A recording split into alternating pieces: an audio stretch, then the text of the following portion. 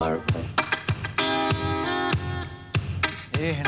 just trying to work out which jockeys will be riding which horses over the next couple of weeks. David Walsh is our special guest who rode the Cox Plate winner yesterday, Solvent, and Max and Keith. I mentioned Max before you. That's not in the contract, is it? Well, Bruce, a margin of just that much made the difference between you being able to even come into Channel 7 this morning. With Rough Habit. Look, I could talk about Rough Habit for ages. I'll say one thing. I love the horse. Had he won yesterday, I would have been cheering as loudly as anyone else, but I'll stick with what I said earlier on. Yeah, we could go on. He's not a champion. Not by any stretch, in my opinion, certainly not a weight for age champion. By the way, he was 50 to 1 yesterday in the Cox Plate. If he's the best horse since Kingston Town, that Jim Cassidy said, he wouldn't have been 50 to 1 in the Cox Plate. That was the most... I wish Jim was here, because Jim went to Singapore yesterday. You're in up to your neck. Yes, you're in up to your neck. Just don't go change under. the subject. David Walsh is in New Zealand, and he must love Rough Habit, particularly because he just beat him yesterday. I do like Rough Habit. David, great ride. Congratulations on Solvent. Yeah, thanks, Rich. It was a terrific race, the second fastest ever, very competitive, which I think this Cox Plate was always going to be, don't you? Because we didn't have a standout horse. No, it was always looked a very even lineup, and that's how it panned out. Did you panic at all at the start? I mean, he did miss the kick, which I think surprised almost everybody. a length, in fact. Yeah. He can be a little bit tardy at the start, but he was just so relaxed yesterday. Basically, just fell out of the barrier, and I don't know if it was a blessing in disguise, but he certainly just cruised up early and relaxed beautifully. And he doesn't always do that. He tends to overrun, and he just cruised. And do you think you're going to get it so early? It's so easy so early. Like, you know, the first 2 furlongs probably won you the race.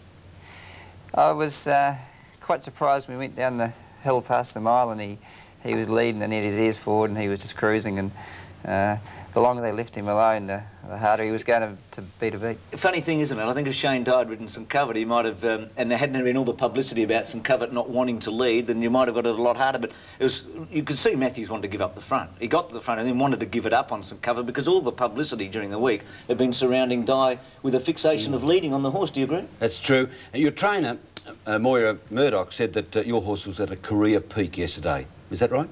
I believe so, yeah. He's just improved marginally from last year, but I think he's run the race of his life yesterday, and he was dead set right. Keith, can you recall a Cox Plate run at such a level tempo early, like going so easy so early? No, I can't. We'll watch the Max, and Solvent strolled to the front. He was left unchallenged, really. David Walsh is rating this horse beautifully. I've got to commend the rides of the first 4 place getters. Each jockey on that quartet rode a flawless race, and it's not often seen in a big race, Bruce. Elliott saved so much ground on Rough Habit on the turn. It was a remarkable alcove. Look, I backed Reading, I'll be honest, and I thought Brereton rode perfectly. But at this stage, what your thoughts, David? Leading on Solvent with St Covert trying to get you, and now Snap getting up on the fence, and Reading trying to barge through as well.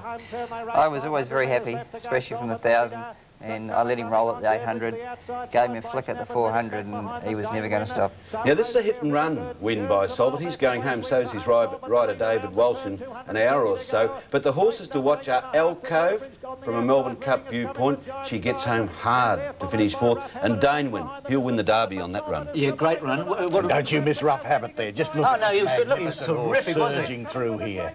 Great run. Solvent just hanging on. Reading didn't make the turn very well. He probably lost his winning chance on the turn. Well, the little things do come against you in a tight finish like that. But just one question to David. I'd noticed in the steward's report where Rough Habit bumped the rail a couple of times. Does that take much out of a horse? It can do, but a horse of his ability and experience, he'd just brush it aside, and he wouldn't have even known it happened. Ability and experience. Take note of that, Mr. Well, what a horse he is, Solvent. He's been to the Valley 3 times. Why not stay for the McKinnon? It was never the plan. He's backed up from the Cox Plate day in the last 2 years and hasn't actually fired at Flemington, so it was never on the plan to stay. He won the Waterford Crystal 2 years ago and then ran in the Nissan and didn't run very well a fortnight later. He ran in the McKinnon last year after the Cox Plate and didn't run so well.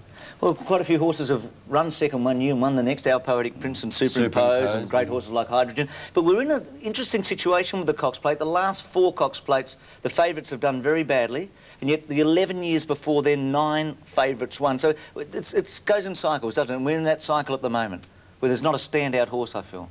Oh, we've got a lot of good horses, but how often do you get a standout horse, Bruce? What constitutes a champion? Well, I think a horse that dominates weight for age racing.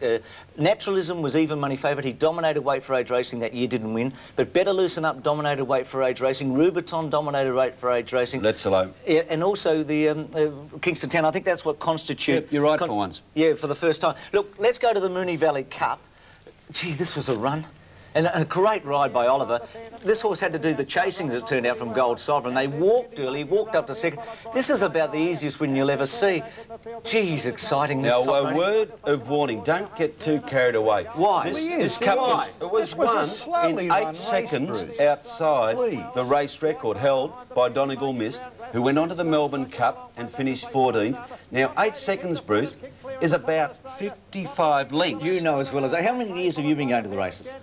Oh, 3 or 4. OK. Well, when you've been going as long as I have, 10, you realise that times in these races have got nothing to do with it, mate. It's got to be Of course, they've got a lot to do with 50 it, lengths. 50 lengths. David, let's get an expert's opinion on this. Somebody that's been going, that's been on the race horse's back. Does time mean anything? Bruce has just made one of his more incredible statements that time doesn't mean anything. Could you enlighten us from the jockey's point? And David, don't be influenced by Max. Different races, you know, they vary. So I think in sprint races, times do make a difference. But in starting races, whether they sprint, I think the best horse will still win. Whether they run it fast or whether they run it... If they'd run that... Sorry, David, to interrupt, but if they'd run that race quickly yesterday, Top Rating would have won by just as many lengths. Well, also, if you'd run in Donegal Miss Moonee Valley Cup 2 years ago, he would have finished 55 lengths behind him. But Dulcify would have been 25 lengths behind Solvit. And the point about Top Rating is that Top Rating has got colossal scope for improvement. But is he seasoned enough for the 3,200 metres now, Max, on Tuesday week? That's the point. It's just whether he will improve on that performance. He's a very good horse.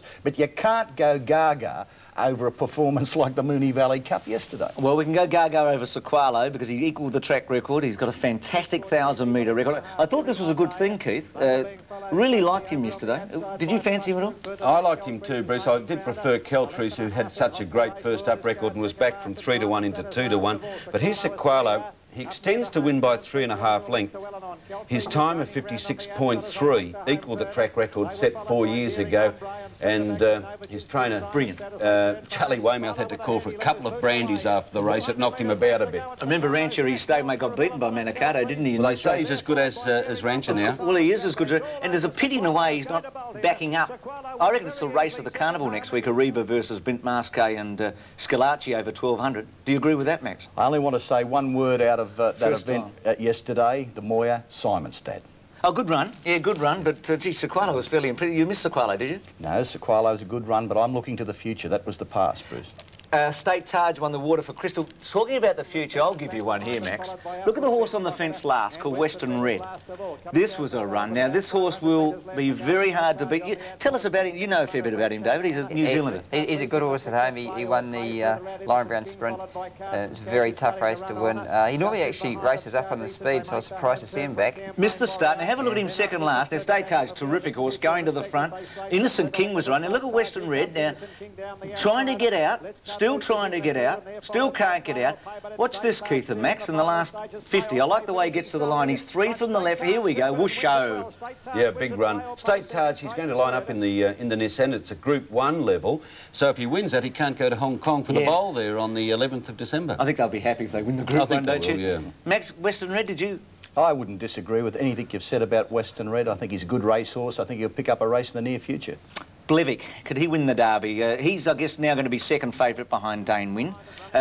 Northwood Plume looked a big chance, didn't she, when she zoomed up at the old good colt versus good filly, wasn't it? Yes, indeed. I'd just like to say something about the jockeys here. You never get into a revolving door with Mick Dittman and hope to get out. Now, here's Damien Oliver, who is taking on the Enforcer. They said, well, let's joust, I think he said here. Well, just note the result.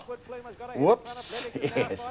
It was a good battle between two great riders, aren't they? Yeah. I'm glad to see that the veteran gentleman there, he's still got it. Well, have a look at the shillelagh there. Of course, yeah. Will Canaan get the ride in the Derby on Blevick? That's the idea, isn't it? David Hayes said yesterday that he understood that Dittman would be riding Blevick in the Derby. Canaan wouldn't be here in time. OK, well, I wonder who Oliver's going to ride. Now, Damien Oliver, who in the Melbourne Cup, he's got a choice of Paris Lane or Top Rating. Now, you spoke to him after the race and you grilled him, but this is what he came up with. Damien, you're collecting cups, the Caulfield Cup last week and now the Moonee Valley Cup. What are you going to do in the Melbourne Cup? Which horse will you ride? It's a tough decision, Keith. I can't make any decision just now. I'll have to honour, you know, the owners and trainers of also Paris Lane. They've been very good to me, so they'll be the first to know. Paris Lane in record time. Today, the easiest of Moonee Valley Cup wins. What a decision that faces you. Yeah, it is a tough decision, but I'm glad it's mine and not any other jockeys. It's an enviable decision, isn't it? It is, sure, yeah. All the jockeys would love to be in it, but, you know, I just hope I can make the right one. Can we squeeze out of you a clue? Do you have a preference at this stage? No, I'm not giving anything away at all, Keith. But there's something that you're not giving away, is there? No, there's nothing at all. Good luck. Thanks. And there's the betting on the Cup. David, if you had to have a pick at this stage, who would you go for? I like Paris Lane. Couldn't have been any more impressive in the course. 10 to 1. Now, David Oliver has to make his mind up tomorrow, doesn't he? Yes, indeed. I was going to put a Chinese burn on him, but he's got tendinitis in the wrist, so I didn't. He'll make his mind up tomorrow. I reckon he'll ride top rating. Do you? I think you might be right. Still think Vintage Crop will win the Melbourne Cup. Now, How Cove or top rating? Max, I'll let you pick next week. David, great to see you again and well done. Congratulations. Thank David Walsh, the winning jockey on Solve It. Max and Keith back next week with a big Melbourne Cup preview. Kate back after this break with the latest scores.